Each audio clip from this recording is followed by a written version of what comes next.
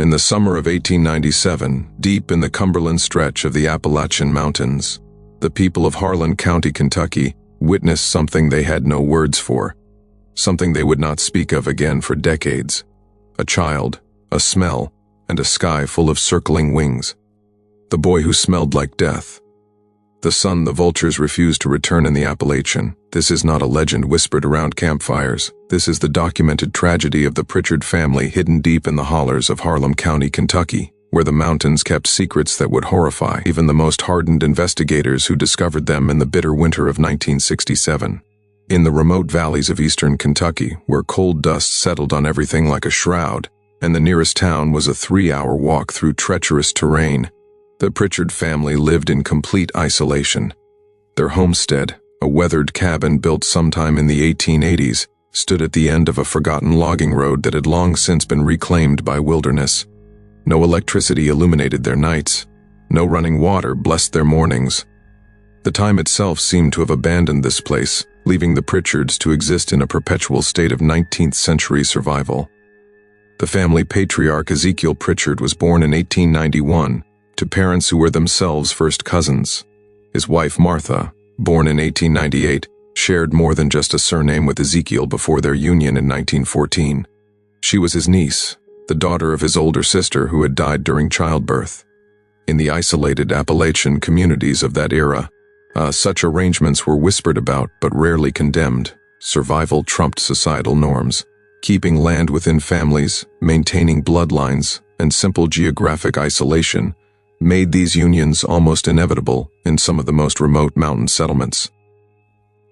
By 1945, Ezekiel and Martha had produced 9 children. 7 survived past infancy, though each bore the unmistakable marks of their parents' shared genetics. Club feet twisted at impossible angles, eyes that refused to align properly, creating a perpetual unfocused gaze. Hearing loss that ranged from partial to complete. Speech impediment so severe that even family members struggled to understand certain words. But the family persisted, working their small plot of land, raising chickens, and maintaining a vegetable garden that barely sustained them through harsh mountain winters. The true horror began in 1946 when the eldest surviving son, Jacob, then 28 years old, began a relationship with his own sister, Rebecca, who was 23. In communities this isolated, where the nearest eligible partner might live 2 valleys away, and travel was treacherous, such unions occurred more frequently than historical records acknowledge. The Pritchard family had become so geographically and socially isolated that their gene pool had effectively become a closed loop, spiraling inward with each generation. Rebecca gave birth to her first child in April 1947. The baby, a girl they named Sarah, appeared relatively normal at birth, though she would develop severe skeletal abnormalities by age 2. Her legs bowed so dramatically that walking became impossible. Her spine curved in an unnatural S shape that caused constant pain. But Sarah survived living in that mountain cabin, her world extending no further than the family's 50-acre property. Between 1947 and 1959, Rebecca bore 7 more children to her brother Jacob. 3 died before their first birthday, their tiny bodies buried in unmarked graves behind the cabin, their deaths never reported to any authority. The 4 who survived displayed increasingly severe physical manifestations of recessive genetic disorders. Microphyll, a condition where the skull and brain failed to develop properly, appeared in 2 of the children. Profound intellectual disabilities affected all 4, but it was the 5th child born on a frigid January morning in 1953 who would become known to the outside world by a name that still haunts the historical records of Harlan County. They called him Thomas, though the investigators who eventually discovered the family would refer to him only as Subject P5 in their official reports. Thomas Pritchard entered this world with a genetic condition so rare and so devastating that fewer than 30 cases had been documented in global medical literature at that time. His body could not properly process certain proteins, causing a metabolic disorder that produced a distinctive, overwhelming odor that permeated everything he touched, everything he wore, and the very air around him. The smell was not merely unpleasant. It was the stench of necrosis, of tissue breaking down, of death itself. By the time Thomas was 6 months old, even his own mother struggled to hold him for extended periods. The odor embedded itself in fabrics and wood in the very walls of the cabin. Local wildlife, typically attracted to human settlements for scraps and refuse, avoided the Pritchard property entirely. Hunting dogs from neighboring homesteads, when brought within a mile of the cabin, would whimper and refuse to advance further. As Thomas grew, the condition worsened. His skin developed lesions that would not heal. His teeth rotted and fell out by age 7. His internal organs were slowly being poisoned by the same metabolic dysfunction that created the horrific odor. But perhaps most tragically, Thomas possessed a sharp, aware mind, trapped in a body that was essentially decomposing while he still lived.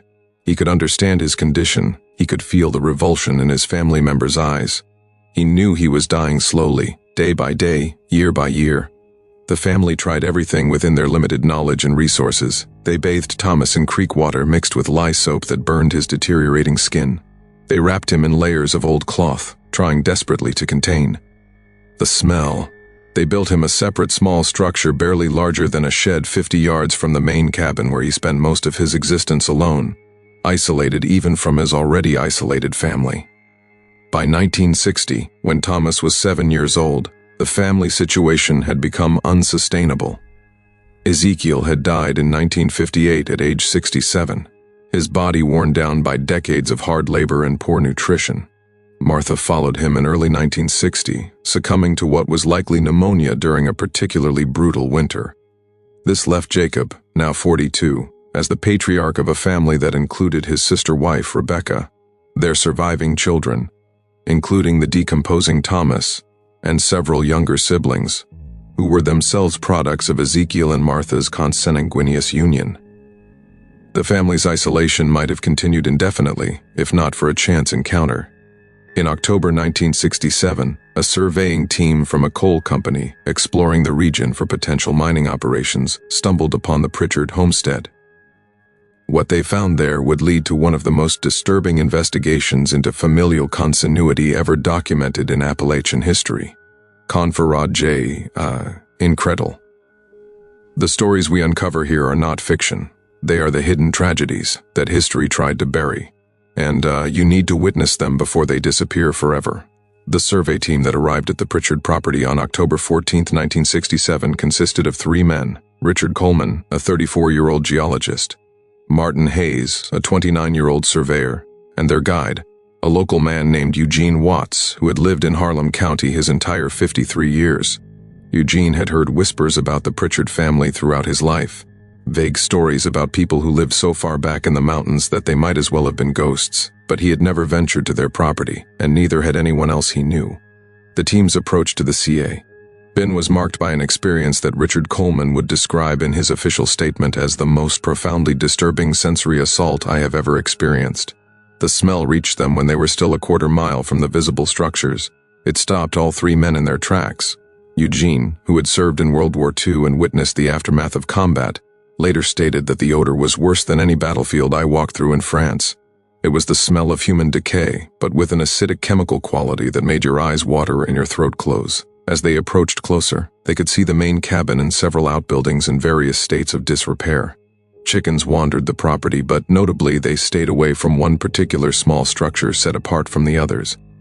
No birds sang in the trees nearby. The usual mountain wildlife, squirrels, rabbits, even insects seemed absent from this immediate area. Jacob Pritchard emerged from the main cabin when he heard the surveyors approaching. At 49 years old, Jacob appeared decades older. His face bore the unmistakable features of someone born from a consanguineous union. Eyes set too close together, a protruding jaw and teeth that had grown in at awkward angles. He walked with a severe limp, his left leg noticeably shorter than his right. When he spoke, his words were slurred and difficult to understand. A combination of a cleft palate that had never been surgically corrected and severe hearing loss that affected his ability to modulate his own voice. The conversation that followed was brief and tense. Jacob was immediately defensive, ordering the men to leave his property, but Richard Coleman, deeply concerned by what he was observing and particularly by the overwhelming smell, asked directly if everyone on the property was safe and healthy. Jacob's response was to retreat into the cabin, slamming the door. But the surveyors had already seen enough to warrant official intervention.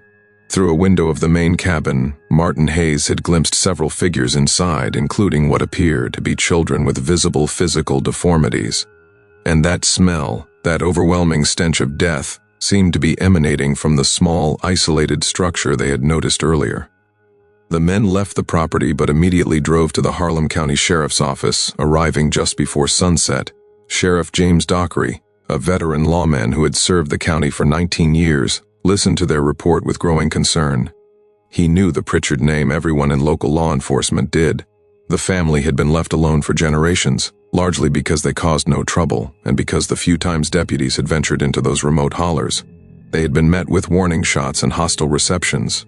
Mountain families valued their privacy, and the sheriff's department had limited resources to address situations that did not involve clear criminal activity. But the surveyor's description of children with obvious deformities and that inexplicable, horrifying smell compelled Sheriff Dockery to action. The next morning, October 15, 1967, he assembled a team that included 2 deputies, a county health inspector named Dorothy Marshall and Dr. Robert Chun, one of only 3 physicians serving the entire county. They made the difficult journey to the Pritchard property. Arriving around mid-m morning, what followed was a confrontation that would be documented in official reports spanning over 200 pages. Jacob initially refused to allow the officials onto his property, standing in his doorway with an old rifle, not threatening, but clearly prepared to defend his family's isolation. It took nearly 2 hours of negotiation with Sheriff Dockery, repeatedly emphasizing that they were there to help, not to harm, before Jacob finally reluctantly lowered the weapon and stepped aside. Dorothy Marshall, who had worked in public health for 12 years, would later describe the interior of the cabin as the most heartbreaking scene I have ever witnessed in my professional career. 8 people lived in that 3-room structure. Rebecca, now 44, sat in a corner rocking back and forth, her eyes vacant and unfocused. 3 of her surviving children with Jacob were present. Sarah, now 20, confined to a wooden chair because her skeletal deformities made movement impossible. Daniel, 17, who appeared to function at the level of a toddler despite his age. And Ruth, 14, who was blind and had a cranial structure that indicated severe microfill. 2 of Jacob's younger siblings were also present, both showing clear signs of consanguinity in their physical features. But it was the questioning about the source of the overwhelming smell that led to the most devastating discovery. Dr. Chun, conducting a preliminary health assessment of those present in the cabin, noticed that all the family members kept glancing toward the window that faced the small isolated structure. When he asked directly if someone else lived there, the room fell into an oppressive silence. Finally, Sarah, despite her severe physical limitations, managed to speak in a weak, trembling voice. "My brother Thomas is in the shed. He has been sick his whole life. Please do not make him leave. He will die without us." Sheriff Dockery and Dr. Chun approached the small structure with extreme caution. The smell intensified with every step, becoming almost unbearable at a distance of 20 feet. The building was roughly 8 feet by 10 feet, constructed from weathered planks with gaps between the boards. A small stovepipe protruded from the roof, though no smoke emerged. A wooden door hung slightly crook. "D on leather hinges," Dr. Chun called out, identifying himself as a physician and asking permission to enter. A voice responded from inside, weak, raspy, but unmistakably human and articulate. "I know why you are here. I have been expecting someone to come eventually. You may enter, but please, I ask you to bring me some dignity in whatever happens next." What they found inside that shed would haunt both men for the remainder of their lives. Thomas Pritchard, 14 years old, sat on a crude wooden cot covered in layers of old cloth that had turned dark with bodily secretions. His body was a testament to the devastating effects of the rare metabolic disorder that had plagued him since birth. His skin, were visible, showed extensive lesions and discoloration. His frame was emaciated, weighing perhaps 70 lb. He had no teeth remaining. His eyes, however, were clear and alert, showing an intelligence that seemed impossibly cruel given his physical condition. The structure itself was a prison of suffering. Buckets in the corner served as his toilet facilities. A small collection of books, their pages yellowed and fragile, sat on a makeshift shell of evidence that, despite everything Thomas had taught himself to read. A few drawings created with crude charcoal on pieces of scrap wood hung on the walls. They depicted mountains, birds, trees, the world beyond his shed that he could observe through the gaps in the walls but could never truly experience. Dr. Chun's immediate assessment was clear. Thomas needed urgent medical intervention, but the complexity of his condition combined with the severe neglect and isolation he had endured meant that any treatment would be complicated. More importantly, the discovery of this family raised immediate legal and ethical questions. Were these children being held against their will? Had crimes been committed? How should the authorities respond to a situation where consanguinity had created such devastating human suffering? The immediate aftermath of the discovery set off a chain of events that would consume Harlan County's limited social services infrastructure for months. Within hours of Dr. Chun's preliminary examination of Thomas, an ambulance was called to transport the boy to Harliner Hospital, the nearest medical facility capable of handling his complex condition. The journey alone nearly killed him. His body, so long adapted to the isolated existence in that shed, went into shock when moved. His blood pressure plummeted. His breathing became labored and irregular. At the hospital, a team of physicians worked frantically to stabilize him. Blood tests revealed the extent of his metabolic disorder.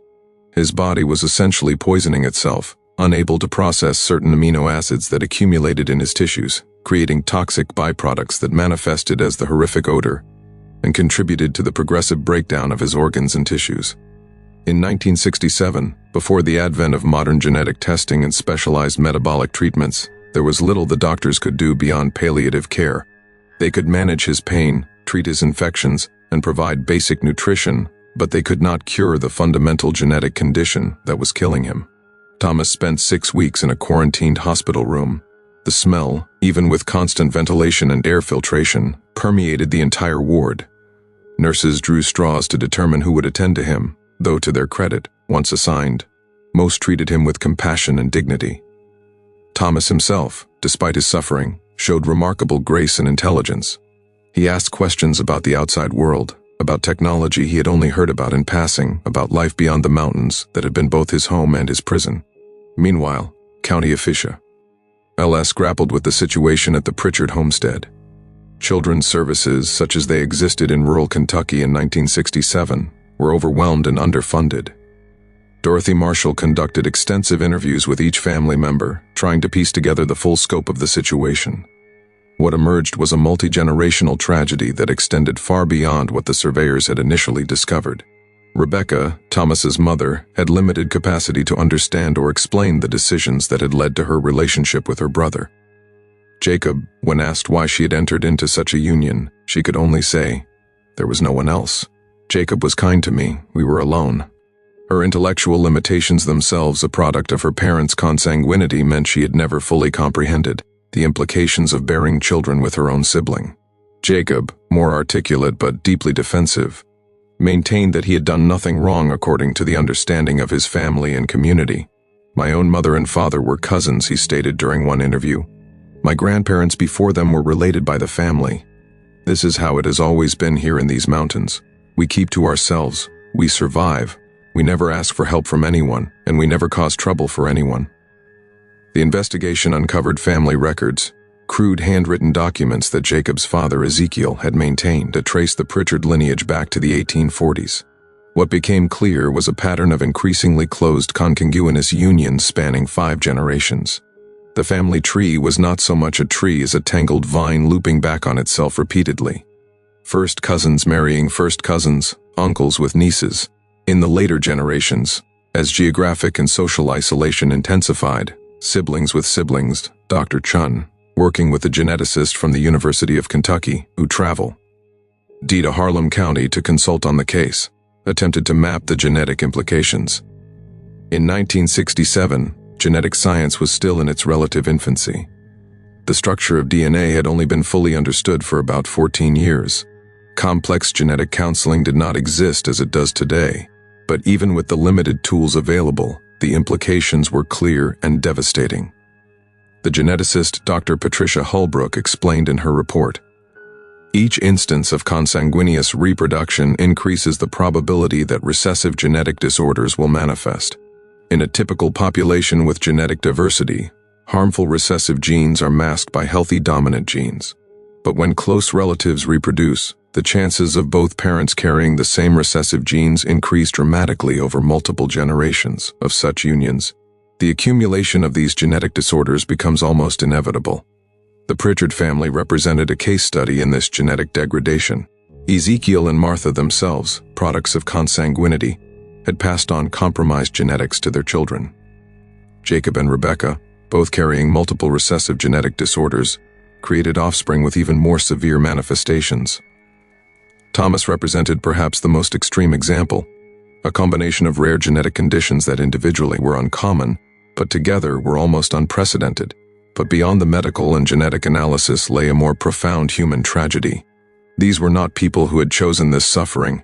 They were victims of circumstance, of isolation, of poverty, of a culture and geography that had left them stranded in time. The Pritchard family had not violated laws as they existed in Kentucky in the 1940s and 1950s. Marriages between close relatives, while socially taboo, were not criminally prosecuted in many rural areas where such unions occurred with some frequency out of necessity and isolation. The legal system struggled with how to respond. Prosecutors in Harlan County considered various charges against Jacob, ranging from child endangerment to contributing to the delinquency of minors. But the reality was complex. The children, while suffering from severe genetic disorders, had been fed, clothed to the best of the family's ability, and sheltered. There was no evidence of deliberate cruelty or malicious intent. The suffering was a consequence of genetic inheritance, not active harm. In November 1967, a family court judge made the difficult decision to remove the youngest children from the Pritchard homestead and place them in a specialized care facility that had recently been established in Lexington for children with severe disabilities. Sarah, Daniel, and Ruth were transported away from the only home they had ever known. Sarah, despite her physical immobility, cried throughout the journey, repeating, "I want to go home," until her voice gave out. Thomas remained in the hospital. His condition had stabilized somewhat, but he would never recover.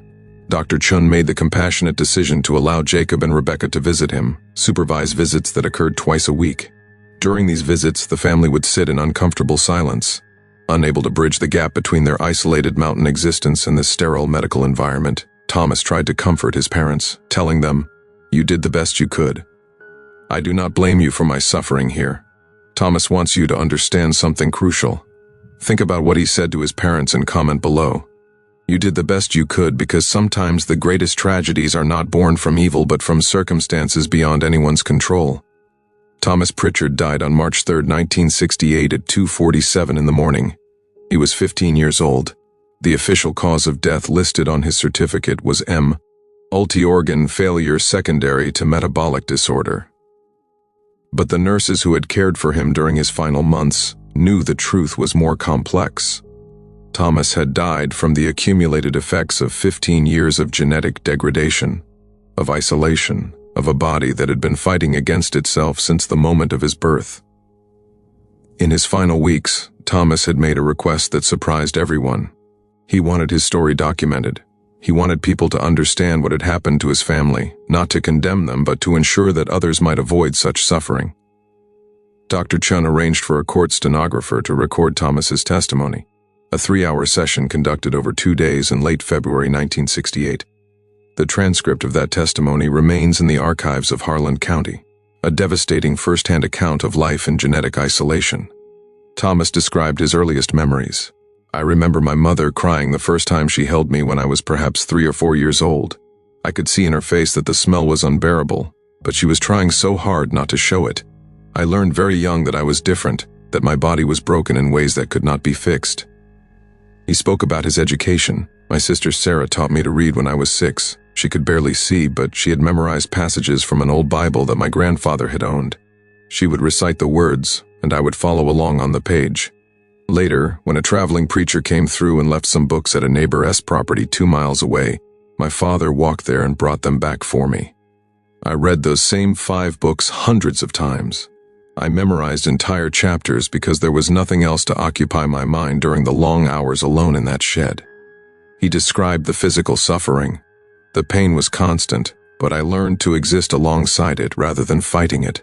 The smell which everyone found so horrible, I became blind to after a while.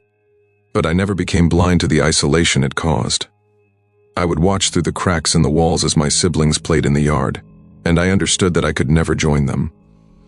Not because they were cruel, but because my presence made normal life impossible for everyone around me." Most heartbreaking was his discussion of his parents.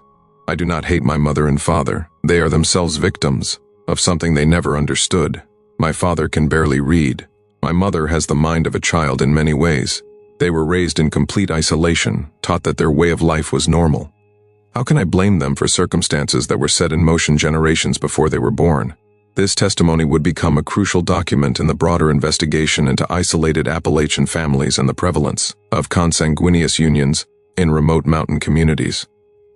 The University of Kentucky's Department of Anthropology, working with medical researchers, launched a comprehensive study of genetic isolation in eastern Kentucky, using the Pritchard case as a catalyst. What they discovered was sobering.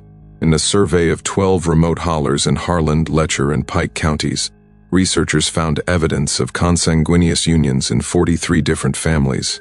Most were first or second cousin marriages, which, while genetically problematic, were not as devastating as the closer relations seen in the Pritchard family. But in 6 cases, researchers found evidence of uncle, niece, or even closer relations, often unreported and existing in such isolation that official records had no documentation of these unions or their offspring. The study, published in 1970, created significant controversy. Some accused the researchers of perpetuating harmful stereotypes about Appalachian people. Others argued that the findings were necessary to address a genuine public health crisis. The debate raged in academic journals and even in the Kentucky state legislature, where proposals were introduced to strengthen laws against consanguineous marriages and to improve social services in remote rural areas. For the Pritchard family, Thomas's death marked the beginning of a slow dispersal. Jacob, now 50 years old and in declining health himself, was allowed to return to the mountain homestead with Rebecca. County social workers checked on them monthly, ensuring they had basic necessities. The property was connected to a dirt road that the county improved slightly, making access less treacherous. Sarah, Daniel, and Ruth remained in the Lexington facility for the rest of their lives. Sarah died in 1983 at age 36 from complications related to her skeletal deformities. Daniel passed away in 1991 at age 41 from pneumonia. Ruth, the longest-lived of Thomas's siblings, died in 2004 at age 51, having spent 43 of those years in institutional care, never speaking, never seeing her world reduced to sounds and touches in the routine of the facility that became her entire universe. The shed where Thomas spent most of his life stood for several more years after his death. Jacob could not bring himself to tear it down or even enter it. Eventually, in the mid-1970s, it collapsed during a severe winter storm. By then, Jacob and Rebecca had both passed away. Jacob in 1974 and Rebecca in 1976. They were buried in the small family cemetery behind the cabin near the unmarked graves of the 3 children who had died in infancy. The Pritchard property was eventually claimed by the county for unpaid taxes in 1980 and sold at auction. The new owners, a family from Virginia looking for recreational mountain land, tore down the remaining structures and built a small hunting cabin. They knew nothing of the property's history. The land itself kept no visible R&D of the suffering it had witnessed. The Pritchard case had lasting implications that extended far beyond Harlan County.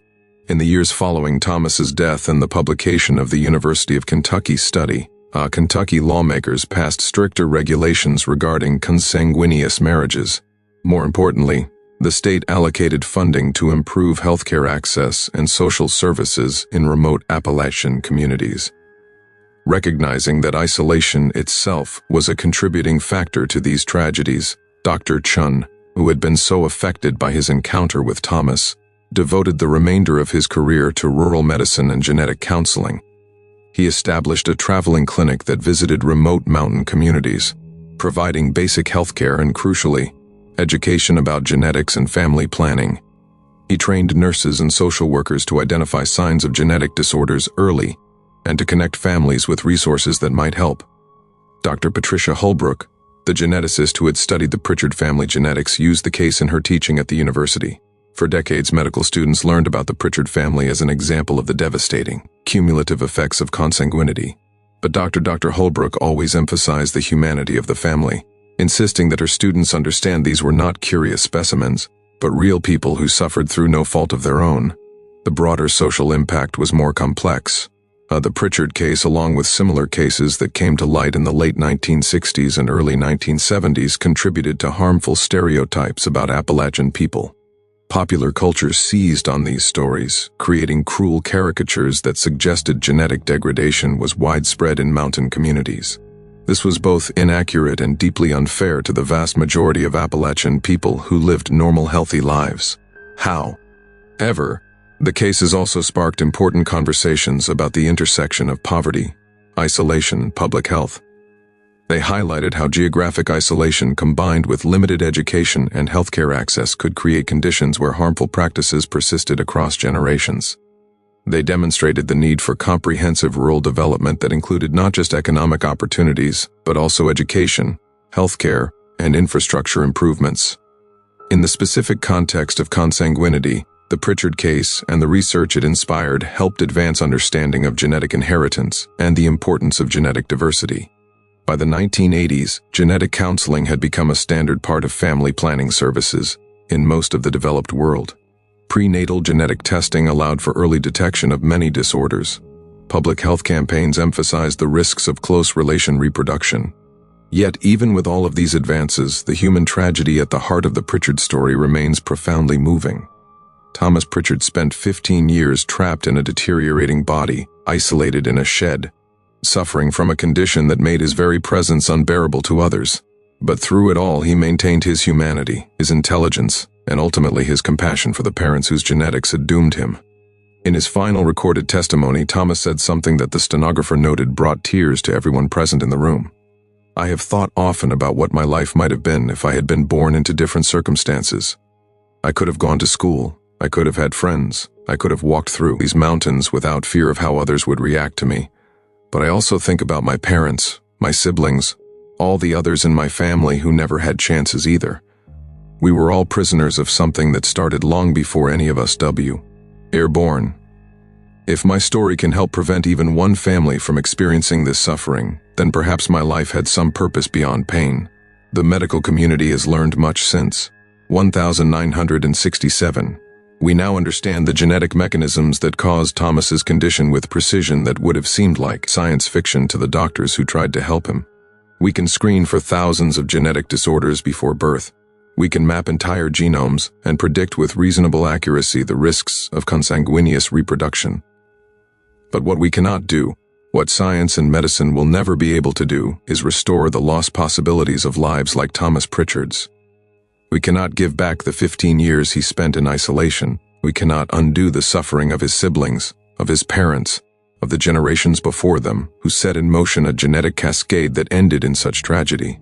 The Pritchard homestead is gone now, reclaimed by the forest that always surrounded it. No marker indicates what happened there. Hiking trails cross the property and hunters use the modern cabin during deer season, completely unaware that they walk over ground that witnessed one of the most devastating cases of familial continuity ever documented in America. Thomas Pritchard's grave is in a small cemetery outside Harlem, marked with a simple stone that gives only his name and dates. The epitaph was chosen by Dr. Chun, who paid for the marker he suffered without bitterness and left this world with grace. Occasionally, medical students studying genetics or public health officials researching rural healthcare issues will visit the grave, paying respects to a boy whose suffering contributed to knowledge that has helped countless others. Some leave flowers, others simply stand in silence, contemplating the fragility of human genetics and the cruelty of circumstances that can trap innocent people in inescapable suffering. The lessons of the Pritchard case remain relevant today. In isolated communities around the world, consanguinity still occurs, often driven by the same factors that affected the Pritchards. Geographic isolation, cultural practices, limited education, and poverty. International public health organizations work to address these issues, but progress is slow and complicated by respect for cultural autonomy and the practical challenges of reaching remote populations. What Thomas Pritchard's story ultimately teaches us is that genetic science must always be accompanied by compassion, that public health interventions must be undertaken with respect for human dignity, and that the goal is never to condemn, but to prevent suffering. The Pritchard family was not evil. They were not even willfully ignorant. They were simply caught in circumstances that overwhelmed them, victims of isolation and genetics in equal measure. As we conclude this investigation into one of Appalachia's darkest secrets, we must remember that behind every statistic about genetic disorders, Behind every clinical description of consanguinity's effects, there are real human beings who suffered.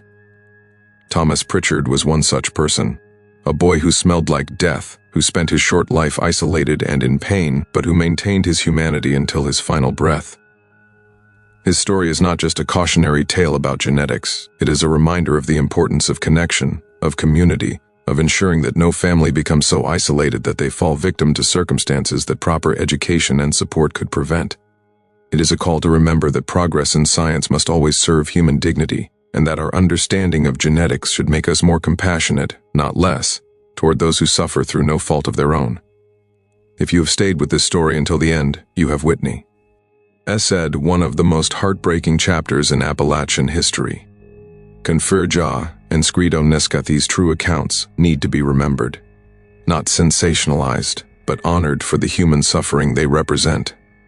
Se voca assist aki oport. If this story moved you, if it made you think about the fragility of human genetics and the importance of compassion, please leave a like on this video. Share it with others who might benefit from understanding this hidden history. These stories matter, these lives mattered.